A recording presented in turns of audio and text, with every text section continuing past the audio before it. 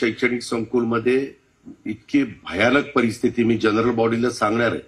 मी एक एक कुठनं ते माळेगावचं चेअरमन पद घेतलंय, पण जसं मी खोलात जातोय तसं एवढे वेगवेगळे प्रकार शैक्षणिक संकुल. मी त्या ठोबरेनं विचारलं, अरे साहेब याचे अध्यक्ष साहेबाला माहिती का नाही? ते म्हणले सांगितलंय साहेबांना. 11 का 12 कोटी रुपये तोटा आहे तिथं. हे सगळं असं वाढून माझ्या हातात दिलं काय?